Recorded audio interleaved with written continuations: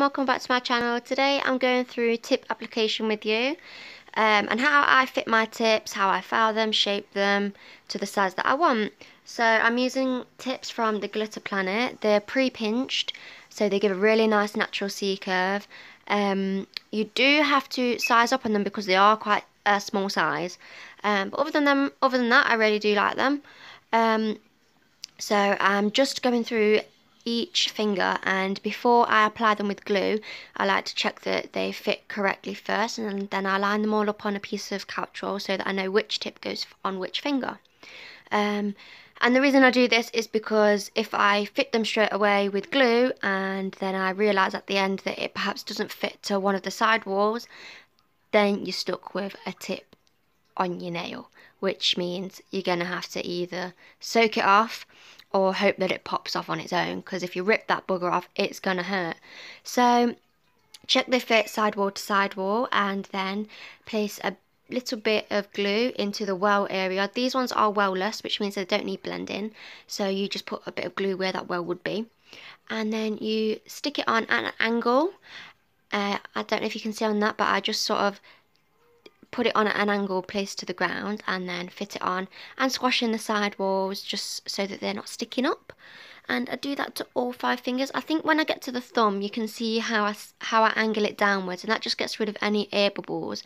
And the reason you don't want air bubbles in your tips is because if you have air bubbles in them, they're more likely going to just pop off during your application of acrylic or your filing and everything else that you do when doing a full set.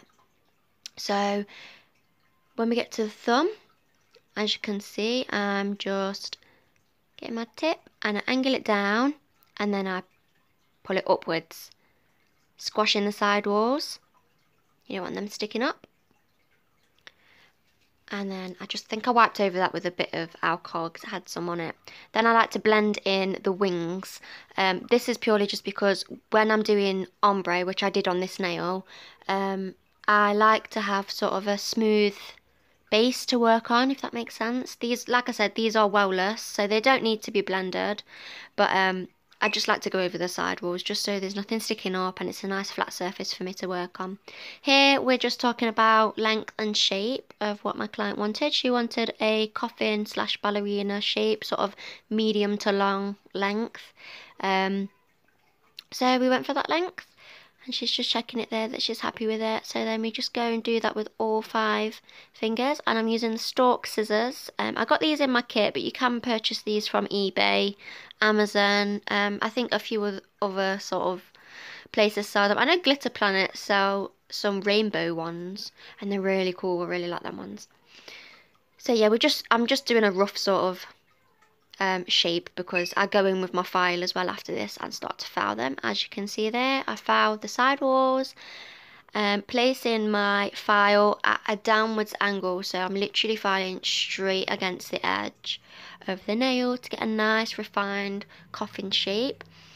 But I also do shape the nails at the end when I'm doing my finished filing, so I don't really pay close attention. They don't have to be perfect because I know I'm going to be filing them again at the end. So I do that to all 5 fingers, and the files I'm using are the Nail and Beauty Link files. I think they're 100/180 grit files, and so far they're the best files that I've come across. You can buy them from their website or you can buy them directly from eBay. I'll put the link in the description box below, as well as the link to the stalk scissors and all the other bits and bobs that you've probably seen me use throughout the video. So I'm just going over and blending all of the wings on them, because at this point we wasn't really sure what design we was going to go for, so I thought we'll just file them all. So anyway, that's the end of the video, and I hope you've enjoyed watching. Like, share, subscribe.